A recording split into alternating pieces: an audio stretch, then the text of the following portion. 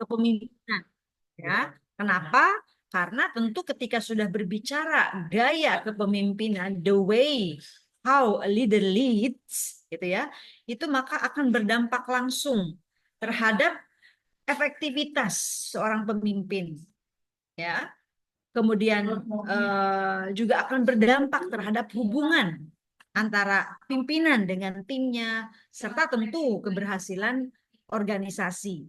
Ya, oleh karena itu, dengan memahami macam-macam gaya kepemimpinan seorang pemimpin, itu tentu akan meningkatkan ya produktivitas dan kinerja tim salah satunya, kemudian bisa membangun hubungan yang kuat dengan tim, kemudian juga organisasi dan pemimpin itu serta followersnya juga akan adaptif terhadap perubahan yang terjadi, dinamika organisasi yang terus berkembang, ya.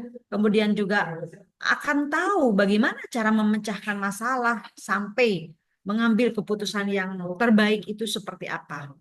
Oleh karena itu, sebagai bagian dari subtopik kepemimpinan, maka gaya kepemimpinan tentu perlu kita pelajari bersama ya. Oleh karena itu, kelompok tiga apa kelompok dua ya tadi? Kelompok tiga ya. Iya, main Saya kelompok tiga. persilahkan untuk menayangkan slide presentasinya dan memulai presentasinya. Silakan.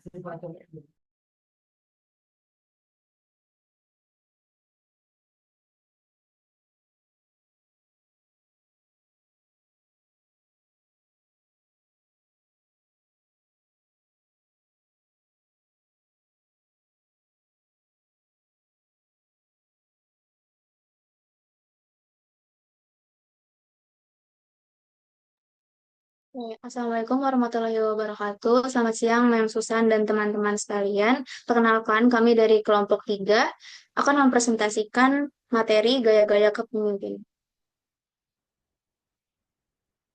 Oke, berikut ada anggota kelompok dari kelompok 3. Yang pertama ada saya sendiri, Gina Barulan. Selanjutnya ada Nita Nurlaili, lalu ada Ruth Damayanti, dan ada Salma Akilah. Oke, sebelum lanjut ke pembahasan, pertama-tama kita harus tahu dulu definisi dari kepemimpinan. Jadi, menurut Orthway dalam bukunya The Art of Leadership menyatakan bahwa kepemimpinan adalah kegiatan mempengaruhi orang-orang agar mereka mau bekerja sama untuk mencapai tujuan yang diinginkan. Sedangkan menurut Egerwall dalam Sutarto 2012, kepemimpinan merupakan suatu seni memengaruhi orang lain untuk mengarahkan kemauan, kemampuan, dan usaha untuk mencapai tujuan pimpinan. Oke, materi selanjutnya akan dijelaskan oleh rekan tim saya yang. Oke, selanjutnya ada pentingnya memahami gaya kepemimpinan. Nah, dengan memahami gaya kepemimpinan dalam sebuah organisasi, ada aspek yang sangat penting karena dapat mempengaruhi hasil kinerja tim, motivasi individual, dan pencapaian tujuan bersama. Nah, setiap orang ini punya preferensi unik terkait cara bagaimana mereka mau dipandu dan dimotivasi oleh pemimpin mereka. Nah, sehingga pemimpin yang dalam anggota tim ini akan paham gitu. Jadi kepemimpinan yang tepat dapat membuat suasana kerja yang lebih dinamik dan juga produktif. Dua slide. Selanjutnya akan dijelaskan oleh rekan tim yang lain. Baik, selanjutnya saya akan menjelaskan mengenai gaya kepemimpinan yang pertama, yaitu ada kepemimpinan otoriter. Menurut Mulyadi dan Widi Winarso pada jurnalnya pada tahun 2010, gaya kepemimpinan otoriter ini adalah gaya kepemimpinan di mana pemimpin cenderung memiliki dominasi penuh dalam setiap tindakan dan keputusan yang diambil. Kekuasaan mereka itu bersifat absolut sehingga bawahan hampir tidak memiliki kesempatan untuk memberikan masukan atau berpartisipasi dalam proses pengambilan keputusan. Boleh di next. Nah, menurut Suwarno dan Bramantyo pada jurnalnya tahun 2019, karakteristik dari gaya kepemimpinan otoriter yaitu diantaranya yang pertama memperlakukan bawahan sebagai alat. Jadi pemimpin yang otoriter itu memperlakukan bawahannya itu sebagai alat untuk menciptakan atau mencapai tujuan tujuan organisasi. Lalu yang kedua fokus pada penyelesaian tugas. Pemimpin yang otoriter cenderung mengutamakan orientasi terhadap pelaksanaan dan penyelesaian tugas tanpa mempertimbangkan kepentingan dan kebutuhan bawahan. Fokus pada penyelesaian tugas memang dapat menghasilkan hasil yang cepat, tapi mengabaikan kesejahteraan dan motivasi bawahan. Lalu yang ketiga, wewenang mutlak pemimpin. Dalam kepemimpinan otoriter, semua wewenang itu berada pada pimpinan. Lalu yang keempat, komunikasi satu arah dan pengawasan ketat. Komunikasi berlangsung satu arah dari pimpinan kepada bawahan tanpa ada ruang untuk umpan balik atau diskusi. Pengawasan terhadap sikap, perilaku, dan kegiatan bawahan juga dilakukan secara ketat. Dan yang kelima ada tuntutan prestasi dan kesetiaan. Pimpinan ini menuntut prestasi sempurna dari bawahan tanpa syarat, serta kesetiaan penuh, cenderung ada penggunaan paksaan dan hukuman untuk memastikan kepatuhan. Boleh di next. Selanjutnya ada kelebihan dari gaya kepemimpinan otoriter. Di antaranya itu yang pertama, visi dan misi yang jelas. Gaya kepemimpinan otoriter seringkali disertai dengan visi dan misi organisasi yang jelas, karena pemimpin akan mengkomunikasikan arah tujuan dengan tegas. Nah, kejelasan ini tuh bisa membantu anggota tim memahami apa yang diharapkan dari mereka dan fokus pada pencapaian target. Lalu yang kedua, fokus pada keberhasilan dan pencapaian. Pemimpin yang otoriter tidak mengenal kata gagal. Mereka itu berkomitmen untuk menciptakan hasil dan menetapkan keberhasilan sebagai tujuan mutlak. Sikap ini mendorong anggota tim untuk bekerja keras dalam mencapai tujuan. Lalu yang ketiga, kedisiplinan yang tegas dan adil. Pemimpin otoriter menerapkan disiplin dengan tegas. Tiap bawahan yang melakukan kesalahan itu akan ditindak secara langsung. Hal ini dapat meningkatkan keseriusan dan tanggung jawab di antara anggota tim. Lalu yang keempat, kecepatan pengambilan keputusan. Dalam kepemimpinan otoriter, pemimpin dapat mengambil keputusan dengan cepat dan mutlak. Hal ini memungkinkan penyelesaian masalah dalam organisasi berlangsung secara efisien, karena tidak ada perdebatan panjang atau perlawanan dari bawahan. Kecepatan ini sangat berguna dalam situasi darurat atau ketika tindakan cepat diperlukan. Lalu yang terakhir, pengawasan yang ketat. Dengan pengawasan yang ketat, pemimpin dapat memastikan bahwa bawahan tidak melakukan kecurangan atau menyimpang dari tugas. Pengawasan ini menciptakan rasa tanggung jawab di antara anggota tim, membantu menjaga kualitas kerja, dan memastikan bahwa proyek diselesaikan tepat waktu. Boleh di next. Selanjutnya itu kekurangan dari gaya kepemimpinan otoriter. Di antaranya itu yang pertama, keterbatasan partisipasi dan kreativitas. Keterbatasan partisipasi anggota tim dalam proses pengambilan keputusan dapat menghambat kreativitas dan inovasi. Bawahan jadi merasa tidak dihargai yang menyebabkan ketegangan hubungan antara pemimpin dan anggota tim. Lalu yang kedua, dampak negatif pada lingkungan kerja. Kepemimpinan otoriter menciptakan lingkungan kerja yang kurang kooperatif dan memotivasi. Komunikasi yang terbatas serta kurangnya ruang bagi anggota tim dapat menyebabkan rendahnya kepuasan kerja. Lalu yang ketiga, kepercayaan terhadap anggota tim. Pemimpin otoriter cenderung tidak sepenuhnya percaya pada ide, saran, dan nasihat orang lain, sehingga menciptakan suasana di mana bawahan merasa tidak memiliki kebebasan. Lalu yang keempat, penyalahgunaan kekuasaan. Kekuasaan penuh yang dimiliki pemimpin otoriter itu berpotensi menimbulkan sikap sewenang-wenang dalam membuat aturan, menindak, dan menghukum bawahan tanpa mempertimbangkan penjelasan dari mereka. Hal ini dapat menyebabkan praktik kecurangan bahkan sampai korupsi. Lalu yang terakhir, dampak pada retensi karyawan. Lingkungan yang sangat menekan dapat menyebabkan organisasi kehilangan bawahan karena banyak yang memilih untuk mengundurkan diri. Mereka merasa tidak mampu mengikuti aturan yang ada. Boleh di next. Selanjutnya yaitu contoh penerapan atau pengimplementasian dari gaya kepemimpinan otoriter. Ya, ini dapat dilihat pada kepemimpinan Kim Jong-un di Korea Utara. Gaya kepemimpinan otoriter itu sangat terasa dalam semua aspek kehidupan politik dan sosial di negara tersebut. Ia mengendalikan keputusan besar tanpa melibatkan masukan dari rakyat. Media dan informasi juga dikontrol ketat oleh pemerintah, di mana hanya informasi yang disetujui negara yang diizinkan untuk disiarkan, dan kritik terhadap pemimpin akan diberi hukuman yang berat. Boleh di next. Selanjutnya akan dijelaskan oleh rekan saya. Oke, gaya kepemimpinan yang kedua itu ada gaya kepemimpinan demokratis. Jadi menurut Woods dalam Lalisa et al., kepemimpinan demokratis ini adalah kemampuan mendorong orang lain untuk bekerja sama dalam mencapai tujuan yang telah ditetapkan dengan melibatkan partisipasi aktif para anggota. Dalam gaya ini, pimpinan dan bawahan itu bersama-sama menentukan berbagai kegiatan yang akan dilaksanakan. Kepemimpinan demokratis juga melibatkan kekuatan pribadi dan partisipasi dari setiap anggotanya dalam proses pengambilan keputusan serta pemecahan masalah. Selanjutnya, ini ada karakteristik dari sistem kepemimpinan demokratis menurut Nawawi. Yang pertama ada mengakui dan menghargai manusia sebagai individu yang memiliki perbedaan kemampuan satu sama lain. Yang kedua ada memberikan hak dan kesempatan yang setara kepada setiap individu sebagai makhluk sosial untuk mengekspresikan dan mengaktualisasikan diri mereka dalam bidang prestasi di suatu organisasi. Yang ketiga, ada memberikan hak dan kesempatan yang sama kepada setiap individu untuk mengembangkan kemampuan mereka yang beragam, yang pastinya tetap menghormati nilai-nilai dan norma-norma yang berlaku di dalam organisasi tersebut. Yang keempat, ada mendorong kerjasama dan partisipasi aktif dari para anggota dengan saling menghargai kelebihan dan kekurangan setiap individu. Dan yang terakhir, memperlakukan setiap individu secara setara. Hal ini bisa dengan cara memberikan kesempatan yang adil dan sehat dalam kompetisi untuk maju dan mengembangkan diri dengan jujur dan sportif.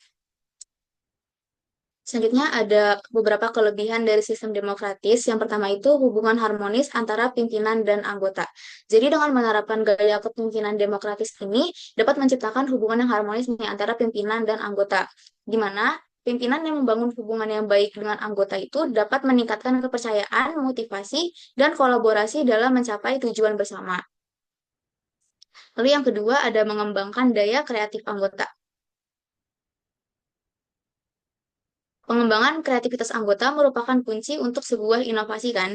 Jadi pimpinan harus bisa menciptakan lingkungan yang mengeksplorasi ide-ide dan masukan dari setiap karyawannya sehingga anggotanya tuh dapat merasa bebas gitu untuk mencapaikan pendapat dan berkontribusi kepada perusahaan dengan cara mereka masing-masing.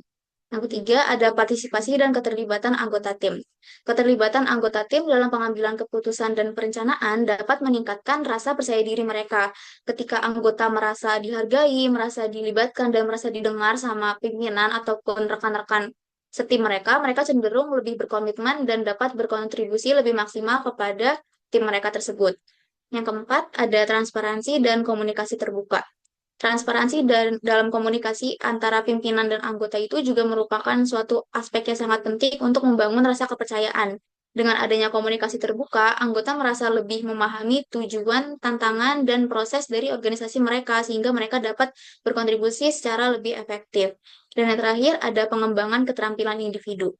Dengan menerapkan gaya kepemimpinan demokratis ini, dapat mendukung pengembangan keterampilan individu dari para anggotanya, karena melalui partisipasi dalam pengambilan keputusan dan tanggung jawab yang diberikan secara adil kepada setiap anggota, anggota dapat memiliki kesempatan untuk tumbuh dan berkembang dalam peran atau posisi mereka.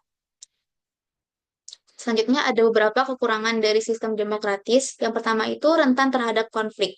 Ini diakibatkan keterlibatan banyak pihak dalam proses pengambilan keputusan sehingga dapat menyebabkan terjadinya konflik antar anggota. Yang kedua, memakan banyak waktu. Gaya kepemimpinan demokratis ini kan mengedepankan diskusi dan komunikasi serta partisipasi dari para anggotanya, sehingga dalam beberapa waktu dapat mengakibatkan terjadinya ngulur waktu, dapat mengakibatkan proses pengambilan keputusan itu berjalan jauh lebih lama daripada biasanya karena ada banyak suara yang harus didengar dan dipertimbangkan oleh pimpinan. Yang ketiga adalah tidak efektif dalam situasi kritis atau darurat. Dalam situasi yang memerlukan tindakan cepat, gaya kepemimpinan ini tuh beberapa kali terkesan tidak efektif karena keputusan yang perlu diambil dengan segera bisa saja terhambat oleh kebutuhan untuk mendengarkan masukan dari semua anggota yang tidak selalu memungkinkan dalam kondisi mendesak. Dan yang terakhir adalah sulit mencapai konsensus. Ini juga berkaitan dengan kekurangan di poin 1 karena banyak keterlibatan pihak dalam mencapai kesepakatan yang dapat menjadi tantangan. Karena ada banyak pandangan dan kepentingan juga dari masing-masing anggota, jadi sulit untuk mencapai kata sepakat yang memuaskan semua pihak. Selanjutnya ada contoh penerapan dari sistem gaya kepemimpinan sistem demokratis. Yang pertama itu dari rapat tim. Jika seorang pemimpin mengajak semua anggota tim untuk memberikan masukan dan ide dalam pendapat, Ia dapat mendengarkan setiap pendapat dengan seksama dan memberikan kesempatan bagi semua anggotanya untuk berbicara juga, dan keputusan akhir dapat diambil setelah mempertimbangkan semua masukan yang dia dengar. Lalu bisa juga dilihat dari evaluasi kerja. Jika seorang pemimpin mengadakan evaluasi kinerja secara berkala dengan melibatkan anggota tim, lalu pemimpin tersebut juga memberikan umpan balik atau feedback yang konstruktif dan membuka ruang untuk diskusi mengenai pengembangan diri para anggotanya. Oke, untuk materi selanjutnya akan dilanjutkan oleh rekan saya yang lain. Oke, selanjutnya adalah kepemimpinan dengan gaya laissez-faire. Itu menurut Tumbol dan kawan-kawan ini dalam jurnal IMBA tentang pengaruh gaya kepemimpinan autokratis, demokratik, dan laissez-faire itu gaya laissez-faire ini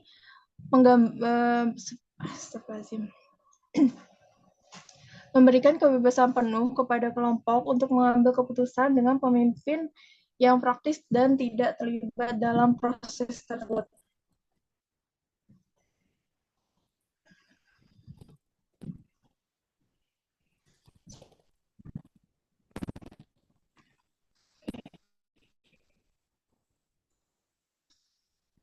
Ini adalah karakteristik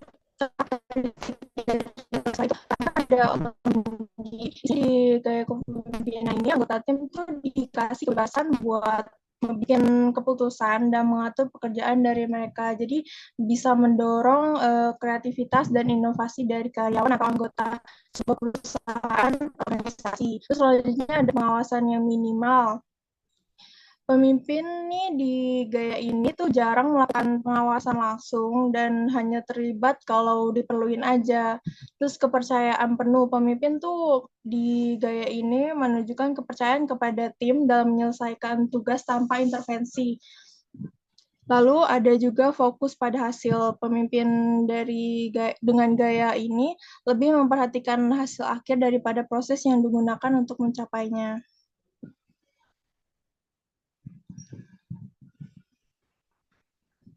Lady, next slide. Kelebihan dari laissez-faire itu pertama mendukung anggota untuk kreatif dan inovatif. Ini kayak yang tadi saya jelaskan, ini di karakteristik dari otonomi yang tinggi itu. Jadi anggota dari gaya kepemimpinan laissez-faire itu bisa buat explore segala yang mereka mau gitu tanpa banyak aturan dari pemimpin. Terus selanjutnya ada motivasi yang tinggi ini meningkat. Ini anggota tuh bisa terlibat gitu dan bertanggung jawab atas pekerjaan yang mereka buat gitu kan, karena tadi emang mereka punya tanggung jawab penuh sama apa yang mereka lakukan. Terus selalu ada fleksibilitas dalam tim ini dapat beradaptasi dengan cepat terhadap perubahan situasi atau kebutuhan proyek. Dan terakhir ada pengembangan keterampilan anggota. Ini anggota tim tuh punya kesempatan buat mengembangkan keterampilan mereka dalam melakukan proyek. Boleh di next. Kurangnya dari kepemimpinan laissez-faire ini, pertama kurangnya arahan dari pemimpin. Tanpa bimbingan yang jelas dari pemimpin, anggota tim tuh bisa jadi bingung tentang tujuan mereka dan prioritasnya apa yang mereka lakukan gitu kan. Terus kedua ada dimotivasi bagi beberapa anggota. Beberapa anggota nih mungkin bisa ngerasa kesulitan karena emang tanpa struktur atau dukungan yang memadai. Lalu ada inefisiensi. Ini proyek bisa terhambat kalau misalkan nggak ada pengawasan yang memadai untuk menjaga kemajuannya. Lalu ada risiko kinerja tidak konsisten. Hasil kerja bisa bervariasi secara signifikan antara anggota tim karena kurangnya pengawasan. Next slide. Contoh dari penerapan laissez-faire itu untuk perusahaan startup nih kita bisa lihat di perusahaan Buffer ya. Buffer itu kan platform manajemen media sosial ya. Nih di sini tuh mereka memberikan otonomi tinggi sama timnya. supaya anggota tim nih punya kebebasan untuk mengambil keputusan terkait proyek mereka, terus mendorong inovasi dan kreativitas kayak yang tadi udah jelaskan. Terus untuk industri kreatif ini kita bisa lihat di perusahaan Pixar nih. Pixar tuh kan bisa buat membiarkan tim-tim kreatif mereka yang biasa bikin-bikin film-film itu buat mengeksplorasikan ide-ide mereka tanpa banyak intervensi dari pemimpinnya. Lingkungan kerja juga mendukung mendukung untuk animator dan penulis untuk berkolaborasi secara bebas. Selanjutnya akan dijelaskan oleh rekan saya. Oke, selanjutnya kita masuk ke gaya kepemimpinan adaptif. Nah, dikutip dari karya ilmiah Kennedy, McKenzie, and Thomas tahun 2019, jadi kepemimpinan adaptif ini berkonsepkan seorang pemimpin ini bukan sebagai orang yang memecahkan masalah buat orang lain, tapi dia tuh sebagai penggerak yang mendorong orang lain untuk memecahkan masalah. Nah, umumnya kan kita melihat ada dua jenis pemimpin nih di kehidupan sehari-hari ya, di mana yang pertama seorang pemimpin yang terjun langsung dalam memecahkan masalah, dan yang kedua seorang pemimpin yang memberi kesempatan bagi anggotanya untuk memecahkan masalah, seperti kayak, oh ya udah deh, nih coba lo yang mecahin masalah ini gitu. Nah, di kepemimpinan adaptif ini, gaya kepemimpinannya masuk ke dalam ke jenis dua tadi. Boleh next slide? Oke, selanjutnya ada pengertian menurut para ahli. Yang pertama ada dari Travis Bradbury and Jean Rivers. Jadi menurut Travis and Jean, kepemimpinan adaptif itu merupakan sebuah kombinasi yang unik nih dari berbagai macam keterampilan, perspektif, dan juga arah atau petunjuk yang dimana mampu mengarahkan pada keunggulan yang sesungguhnya. Nah, yang kedua ada dari Nordhaus. Nah, jadi beliau ini mengartikan kepemimpinan adaptif ini sebagai jenis kepemimpinan di mana seorang ini harus siap pada perubahan yang akan terus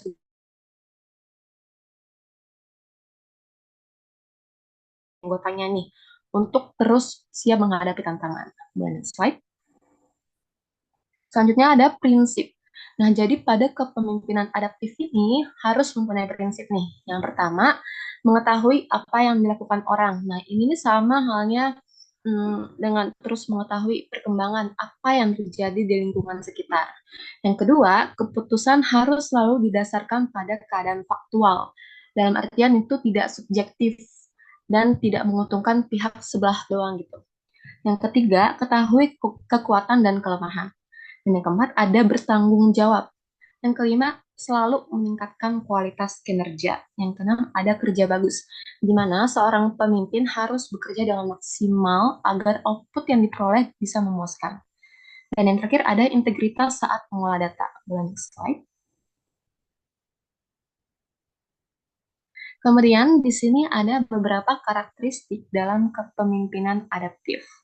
Adapun karakteristik pemimpin yang adaptif ini menurut Albano yang pertama, berpikir dan bertindak strategis untuk mempengaruhi lingkungan serta bersifat proaktif. Yang kedua, ada mampu memprediksi peluang dan merancang pemikiran untuk memanfaatkan peluang tadi nih. Yang ketiga, multi perspektif dalam pengambilan keputusan. Jadi nggak cuma dilihat dari satu perspektif aja. Yang keempat, mengedepankan kreativitas dalam mengembangkan solusi. Yang terakhir, ada mampu melakukan transformasi struktural dan kultural, sehingga mampu beradaptasi dengan perubahan. Next slide. Nah, di sini ada kelebihan dari gaya kepemimpinan adaptif. Yang pertama, ada responsif terhadap perubahan. Nah, jadi gaya ini nih memungkinkan organisasi untuk lebih cepat beradaptasi dengan perubahan lingkungan eksternal, kayak seperti perkembangan teknologi atau perubahan pasar ataupun di lingkungan masyarakat gitu. Yang kedua, meningkatkan keterlibatan anggota. Jadi dengan dilibatkannya anggota tim ini dalam proses pengambilan keputusan, kepemimpinan adaptif ini dapat meningkatkan motivasi dan komitmen dari para anggota gitu. Yang ketiga, mendorong inovasi. Nah, lingkungan yang mendukung eksplorasi ide baru dapat menghasilkan inovasi yang bermanfaat bagi organisasi. Yang keempat, meminimalisir adanya konflik dalam organisasi. Nah, dengan pendekatan yang inklusif dan juga kolaboratif, pemimpin yang adaptif dapat membantu mengurangi adanya ketegangan nih dalam konflik di tim itu. Next slide. Selanjutnya ada kekurangan gaya kepemimpinan adaptif. Yang pertama, ketidakpastian dalam pengambilan keputusan. Nah, karena fleksibilitas yang tinggi, ini bisa membuat anggota tuh bingung karena nggak ada arah yang jelas gitu. Yang kedua, memerlukan keterampilan khusus. Nah, hal ini dikarenakan nggak semua orang nih cocok dengan pendekatan kepemimpinan adaptif. Karena gaya ini nih perlu keterampilan dan kemampuan tertentu untuk menavigasi tantangan kompleks. Yang ketiga, risiko terhadap kinerja jangka pendek. Nah, dalam situasi krisis, pendekatan adaptif ini mungkin nggak selalu menghasilkan keputusan yang cepat gitu, sehingga bisa ganggu kinerja jangka pendek. Yang keempat, ketergantungan pada keterampilan anggota tim. Nah, keberhasilan gaya kepemimpinan ini sangat tergantung pada keterampilan dan juga komitmen anggota tim. Nah, jika mereka nggak siap buat beradaptasi, ya hasilnya bisa kurang optimal gitu. Nah, next slide. Selanjutnya ada contoh penerapan dari sistem adaptif. Nah, kelompok kami di sini mengambil dari mantan Perdana Menteri Selandia Baru, yaitu Jacinda Ardern. Jadi selama masa kepemimpinannya ini, beliau dikenal karena kemampuannya yang cepat beradaptasi gitu. Terlebih lagi pas waktu pandemi COVID-19, terus juga waktu itu pernah ada kasus teroris gitu di gereja. Nah, beliau ini menunjukkan kepemimpinan yang responsif gitu, dengan melibatkan masyarakat dalam pengambilan keputusan, serta mendengarkan masukan dari berbagai pihak. Nah, Ardern ini juga melakukan sebuah pendekatan yang empatik, di mana dia ini merespon kebutuhan masyarakat itu apa aja gitu. Nah, dalam situasi krisis, beliau nggak cuma memberikan arahan, tapi juga menciptakan ruang bagi masyarakat untuk berkontribusi nih dalam mencari solusi. Nah, gaya kepemimpinan adaptif ini membantu Selandia Baru untuk tetap stabil dan bersatu di tengah tantangan yang dihadapi, serta menunjukkan bahwa pemimpin yang mampu beradaptasi dapat membawa perubahan positif di masyarakat. Dan slide selanjutnya akan dijelaskan oleh rekan saya.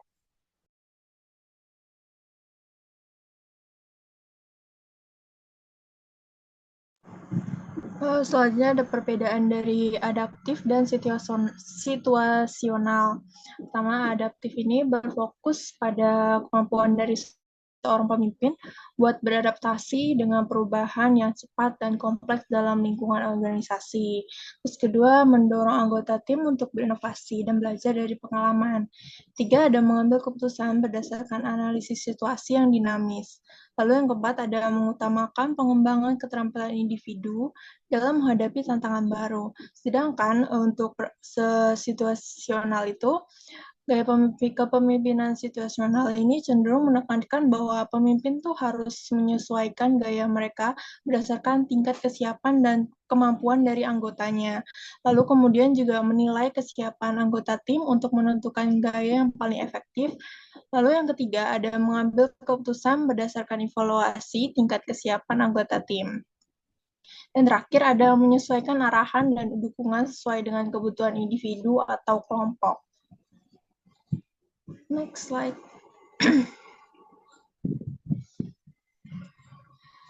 Kemudian ada faktor-faktor yang mempengaruhi pilihan gaya kepemimpinan. Pertama nih ada tipe organisasi. Organisasi yang strukturnya hierarkis cenderung menggunakan gaya kepemimpinan otoriter, di mana keputusan diambil oleh pemimpin dan diimplementasikan oleh bawahan tanpa banyak diskusi. Lalu sebaliknya, organisasi dengan struktur datar itu timnya lebih kolaboratif, seringkali juga mengadopsi gaya dari demokratis, di mana pemimpin tuh melibatkan anggota tim dalam pengambilan keputusan. Yang kedua ada faktor budaya.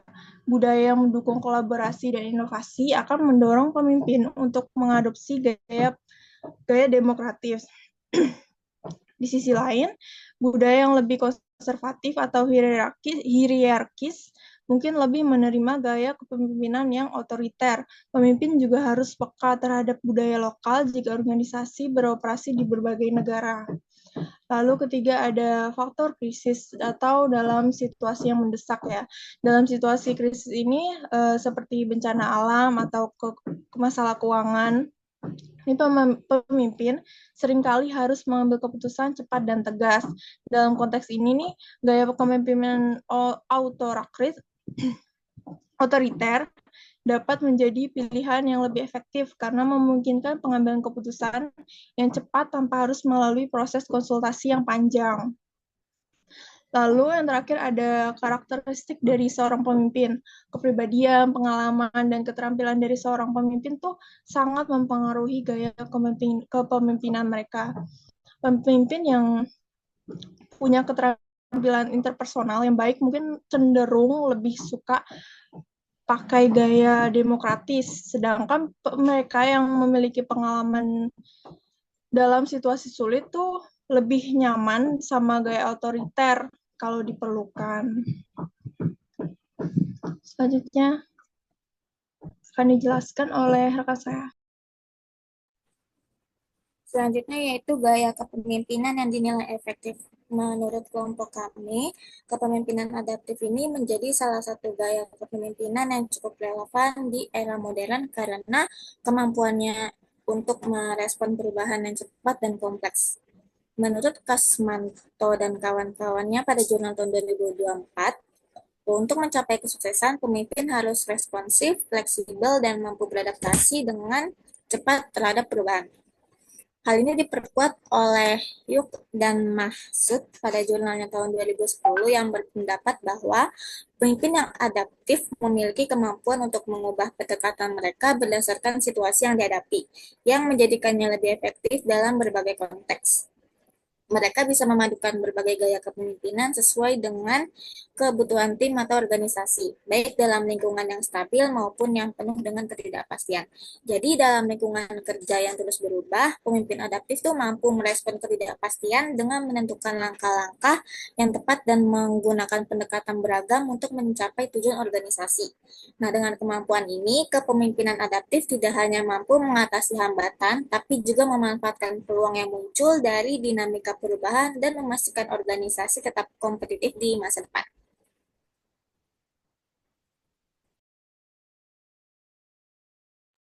Oke, berikut ada beberapa referensi yang kami gunakan dalam tugas ini. Oke, kurang lebihnya, mohon maaf. Wassalamualaikum warahmatullahi wabarakatuh. Selanjutnya kita akan beralih ke sesi tanya jawab. Untuk teman-teman yang ingin bertanya, dipersilakan untuk raise hand dan menyalakan fitur kameranya setelah dipersilakan.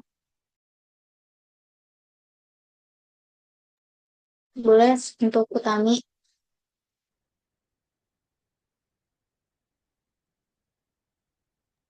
Oke, baik. Sebelumnya mohon maaf belum bisa on cam karena lagi di luar jaringannya tidak memungkinkan. Izin bertanya, tadi kan sempat dijelasin terkait, sebentar, terkait ini ya, otoriter. Nah, dalam konteks perkembangan organisasi modern yang lebih demokratis dan kolaboratif ini, apakah masih relevan untuk menerapkan kepemimpinan otoriter? Nah, kalau misalkan masih, jelaskan dalam situasi kepemimpinan seperti apa yang dapat tetap efektif si otoriter ini. Dapat dipahami tidak? Dapat dipahami, Tami. Mungkin untuk lebih jelasnya bisa tolong dikirimin pertanyaannya di grup ya. Oke, terima kasih. Selanjutnya Ranita Rosaria. Baik, terima kasih banyak kelompok penyaji atas kesempatannya. Izin tanya, kalau di organisasi itu kan pasti kurang lebihnya ada ya yang ngehadapin ketidakcocokan antara gaya kepemimpinan dan kebutuhan organisasi itu sendiri. Nah, gimana sih seorang pemimpin dapat menyesuaikan gaya kepemimpinannya dengan perubahan organisasi yang ada dan apa aja dampaknya jika emang gaya tersebut eh, nantinya tidak sesuai atau tidak sejalan dengan kebutuhan organisasi tersebut. Apakah bisa dipahami? Bisa dipahami, Ranita. Untuk list pertanyaannya boleh tolong dikirimin di grup juga ya. Baik, terima kasih. Ya, selanjutnya boleh Nazarudin. Oke, terima kasih atas kesempatannya. Jadi, yang kita tahu kan organisasi itu sekarang tantangannya itu karena ada beberapa perbedaan umur, perbedaan kepribadian, kayak ada Gen Z, Gen Millennial atau Gen X dan sebagainya. Nah, sedangkan biasanya kan pemimpin itu nggak terlalu banyak seperti anggota ya.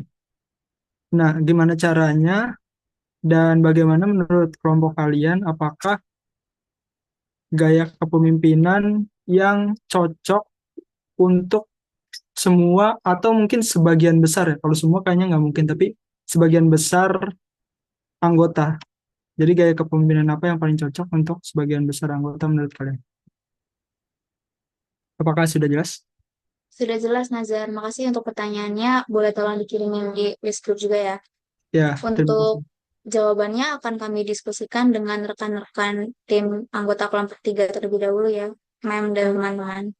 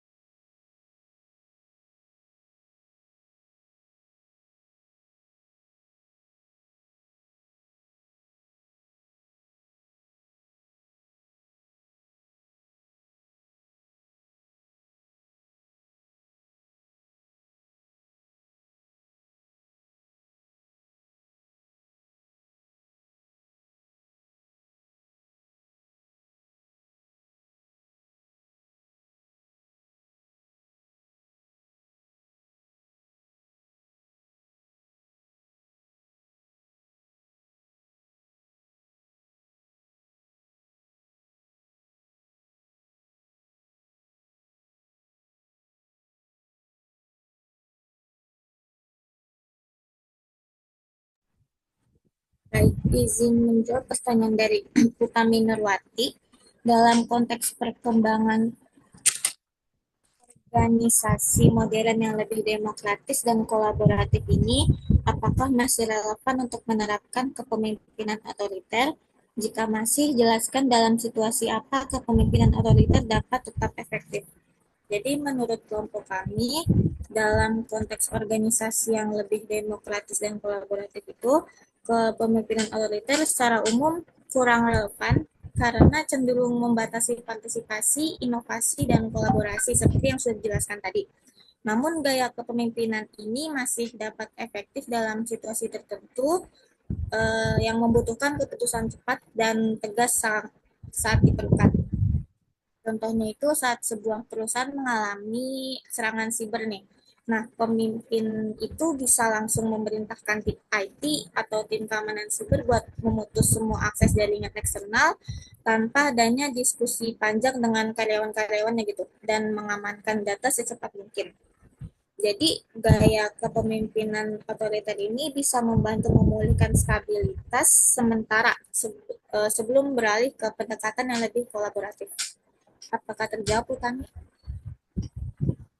Terjawab, terima kasih. Ya, Sama-sama. terima kasih. Izin masuk ya teman-teman terkait dengan gaya kepemimpinan otoriter ya atau otokratik ya, di mana pemimpin itu memiliki kendali penuh ya, terutama dalam pengambilan keputusan yang dia bisa jadi tidak melibatkan timnya ya. Nah, dengan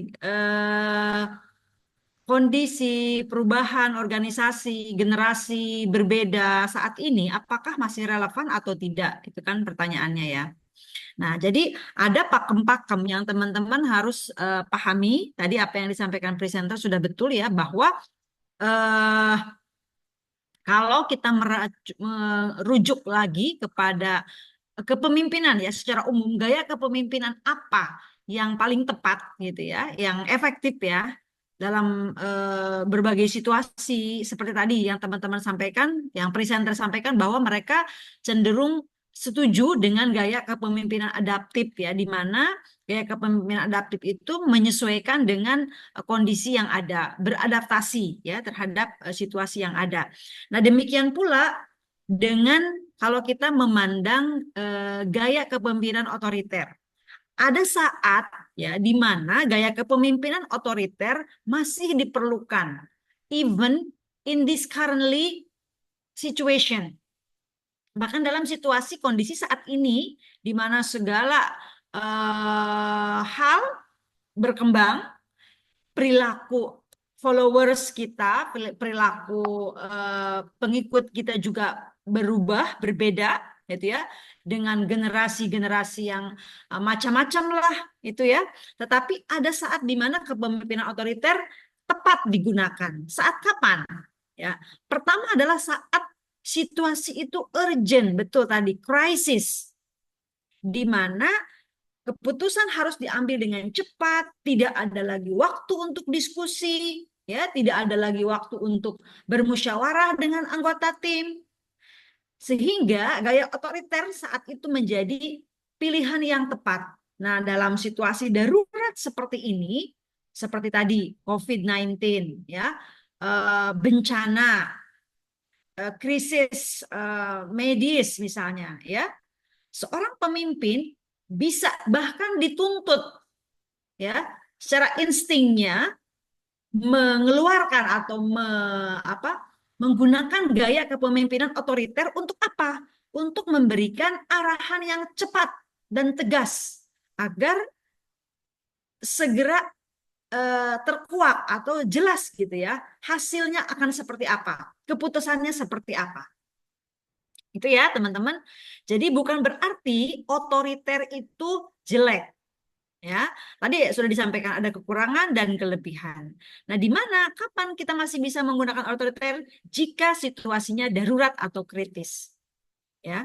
Kemudian di lingkungan yang memang membutuhkan disiplin yang sangat tinggi seperti di militer ya, TNI misalnya, ya. Atau perusahaan yang memang memiliki resiko yang sangat tinggi seperti industri konstruksi misalnya ya. Nah, gaya kepemimpinan otoriter juga masih diperlukan hingga saat ini.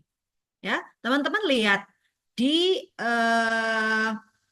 militer lah misalnya, ya. Bagaimana junioritas senioritas itu masih penting dilakukan. Ya, Pak, siap jenderal gitu kan. Hal-hal seperti itu menunjukkan bahwa otoriter tingkat tinggi dan itu masih relevan dipakai. Ya.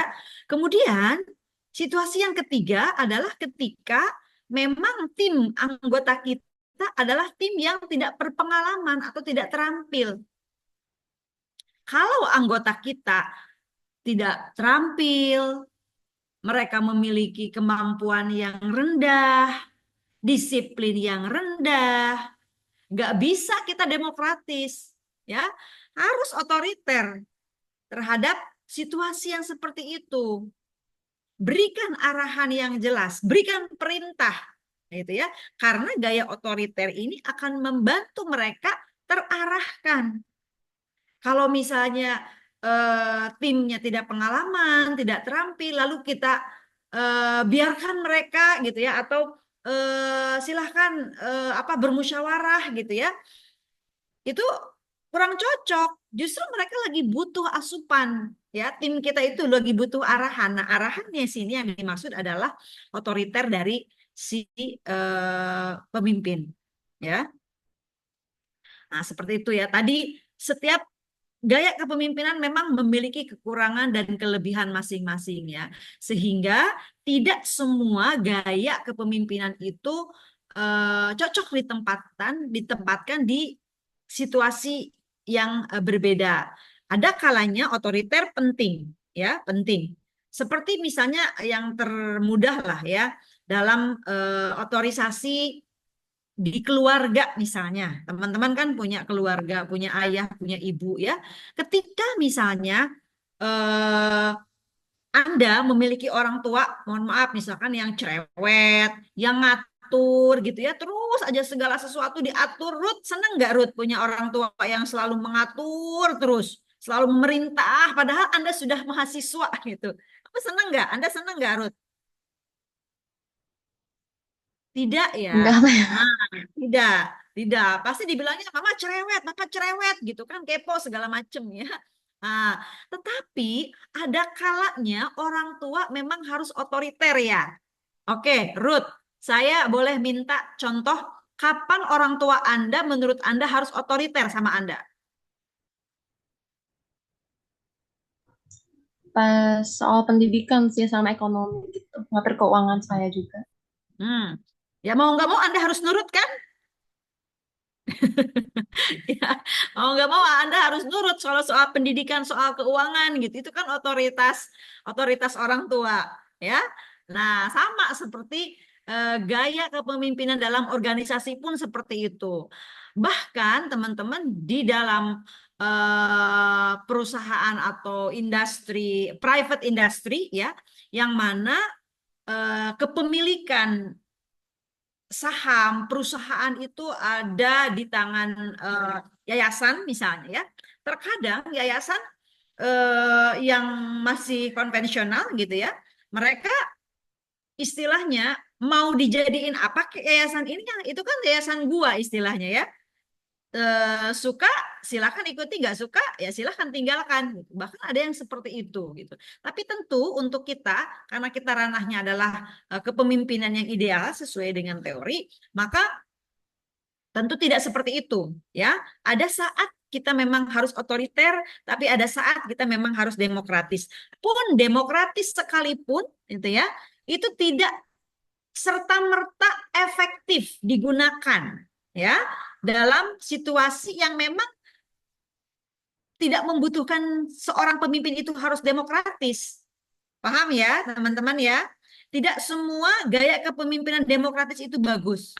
Contoh misalnya, ketika tim kerja kita tidak terampil, memiliki kompetensi, kemampuan, skill yang rendah, nggak bisa kita demokratis. Karena mereka butuh arahan kita. Ya, begitupun otoriter tidak selamanya benar. Karena ketika misalnya tim kerja kita enak, ya, kompetensinya bagus, mereka juga kreatif, nggak mungkin kita arah-arahkan karena mereka sudah kreatif bawaannya. Ya, justru yang lebih enak adalah kita adaptif, misalkan tadi, ya, kayak kepemimpinan yang sesuai dengan perubahan, yang mengusung change gitu ya untuk organisasi. Itu ya tambahannya ya, silakan dilanjut. Oke, terima kasih Mem Su atas tambahannya. Selanjutnya saya izin menjawab. Jadi, seorang pemimpin dapat menyesuaikan gaya kepemimpinan dengan perubahan organisasi melalui beberapa hal seperti fleksibilitas, pemahaman situasi, dan kemampuan beradaptasi. Jika gaya kepemimpinan tidak sesuai, dampaknya itu bisa berupa penurunan kinerja dari anggota atau karyawan, ketidakpuasan karyawan, dan hambatan dalam mencapai tujuan organisasi. Apakah sudah terjawab, Pranita? Terjawab. Terima kasih banyak Dina atas jawabannya.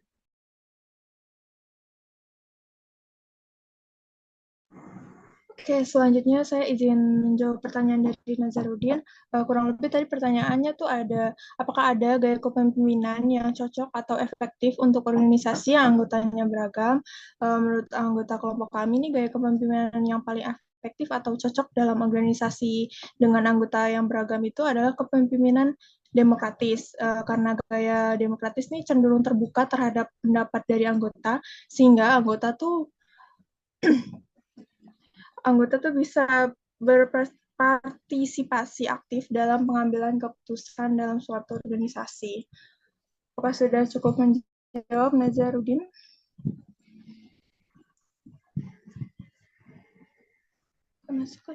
Ya, saya izin menambahkan ya teman-teman terkait dengan balik lagi tentang gaya kepemimpinan yang efektif ya. Karena kan followers kita pasti berbeda-beda ya. Followers kita tentu berbeda-beda. Nah, balik lagi ke pertanyaan umum ya, sebetulnya mengarahnya kepada pertanyaan umum. Gaya kepemimpinan apa sih yang cocok, yang efektif gitu ya, yang paling efektif. Nah, coba teman-teman searching ya di berbagai referensi kira-kira yang muncul banyak gitu ya. Yang muncul banyak dari gaya kepemimpinan yang paling efektif itu yang mana? Tidak ada satupun ya, saya rasa nanti tidak ada satupun para ahli yang secara eksplisit menyatakan bahwa gaya kepemimpinan A, gaya kepemimpinan B, gaya kepemimpinan C adalah yang efektif, yang paling efektif, yang paling baik. Gitu. Ya. Karena secara universal gaya kepemimpinan juga tidak bisa dikatakan bahwa gaya kepemimpinan A, B, C transformasional kah, transaksional kah, demokratis kah, laissez-faire kah yang paling efektif. Ya, kenapa? Karena setiap gaya kepemimpinan mempunyai kekurangan dan kelebihan. Filosofisnya, kalau seseorang mempunyai kekurangan dan kelebihan, maka cara pandang kita pun harus lebih bijak. Kalau ada kekurangan dan kelebihan berarti istilahnya saling melengkapi. Ya, saling melengkapi. Tadi, ayo kita runut ya. Contoh misalkan gaya kepemimpinan transformasional. Ya, gaya kepemimpinan transformasional yang berfokus pada how to motivate, how to inspire, how to idealize. Ya, yang mampu menciptakan visi yang kuat, mendorong inovasi, mendorong perubahan positif karyawan, itu akan efektif jika pertama, organisasi memang membutuhkan perubahan. Tapi kalau organisasinya tidak membutuhkan perubahan, tidak mau berubah istilahnya, susah, transformasional nggak bisa dipakai. Ya, itu yang pertama. Yang kedua, transformational leadership akan efektif kalau organisasi sepakat mau membangun motivasi dan kreativitas sebagai sesuatu hal yang penting. Inovasi, kreativitas, itu menjadi hal yang priority. Tapi kalau organisasinya tidak punya ambisi untuk inovasi, kreativitas, perubahan, tidak mesti dipaksakan transformasional yang efektif di sana. Itu ya. Lalu, gaya kepemimpinan situasional. Yang mana gaya kepemimpinan ini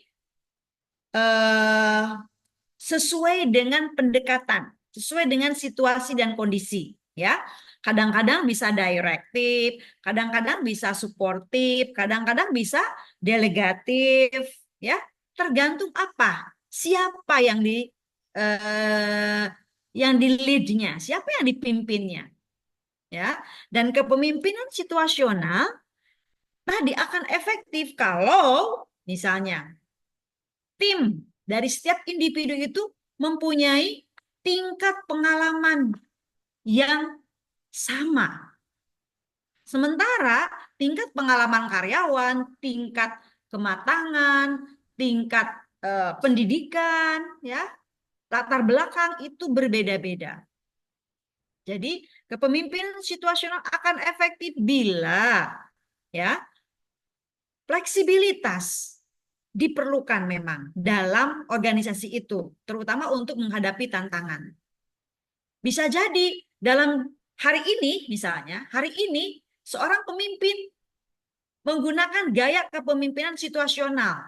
Bisa jadi besok misalnya, atau seminggu atau sebulan ke depan, karena perubahan yang begitu cepat, perlu inovasi, perlu perubahan, dia berubah menjadi transform leader. Ya, bisa jadi seperti itu. Pun demikian dengan gaya kepemimpinan demokratis yang melibatkan tim dalam pengambilan keputusan, ya. Nah, ini juga akan efektif kalau anggota timnya berpengalaman, berketerampilan tinggi, kreatif, mau berkolaborasi. Tapi kalau anggota timnya tidak punya pengalaman, skillnya rendah, jangan pakai demokratis, pakai yang otoriter. Ya, lalu kita bahas lagi. Kemarin gaya kepemimpinan transaksional. Kemarin masih ingat. Gaya kepemimpinan transaksional itu gaya kepemimpinan yang berfokus pada reward and punishment. Jelas. Ada reward, ada punishment. Kalau Anda bagus, kinerjanya baik, dapat penghargaan. Kalau Anda kinerja tidak baik, Anda akan dapat punishment. Jelas. Ya, jadi mereka fokus pada job desk, struktur, kepatuhan, sesuai target atau tidak, gitu ya. Nah, ini juga bukan berarti jelek. Sometimes ini juga bagus, ya. Karena apa? Ini gaya kepemimpinan transaksional akan efektif jika apa? Tujuan jangka pendeknya jelas. Proses dan aturan juga ketat, diikuti, dan karyawan memiliki disiplin yang tinggi. Oke. Lalu tadi gaya kepemimpinan laissez-faire, ya, di mana seolah-olah pemimpin ini memberikan kebebasan kepada para anggota untuk mengambil keputusan sendiri, ya. Sementara pemimpin hanya memberikan arahan umum dan membiarkan tim kerjanya bekerja secara mandiri. Ini juga bukan berarti mengabaikan, cuek, tidak. Ya, ini akan efektif, gaya kepemimpinan ini akan efektif bila anggota tim sangat berpengalaman.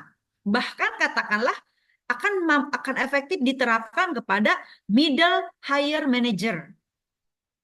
Jadi pimpinan, ya, kepada manajer tingkat menengah dan atas bisa memberikan wewenang karena mereka sudah teruji, berpengalaman, dan mampu bekerja secara mandiri. Tapi tidak bisa laissez-faire ini diberikan kepada anggota yang lower atau staff misalnya, yang masih membutuhkan arahan. Ya. Nah, jadi teman-teman, kalau teman-teman googling, baca, buka, nanti akan ketemu gaya kepemimpinan yang paling efektif itu yang mana. Ya, gaya kepemimpinan yang sering muncul disebut-sebut itu adalah gaya kepemimpinan yang sesuai dengan situasi kondisi, yang mana dia bisa beradaptasi dengan kebutuhan dan konteks tertentu. ya. Nah, seperti itu. Mudah-mudahan itu juga menjawab secara keseluruhan ya, teman-teman, apa yang tadi menjadi pertanyaan dari teman-teman. Begitu, presenter silahkan.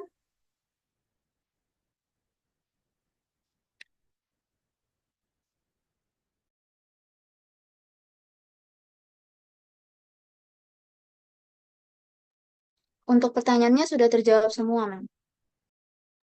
Oke, silakan disimpulkan, ditutup kalau sudah ya.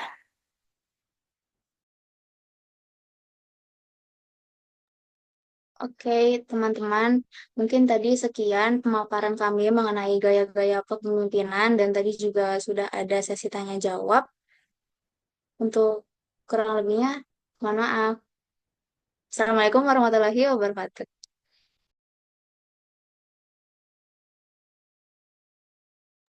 Oke, teman-teman, cukup ya karena akan dilanjut dengan akreditasi. Saya kira cukup ya, Cindy ya. Ya, Assalamualaikum warahmatullahi wabarakatuh. I'm leaving ya.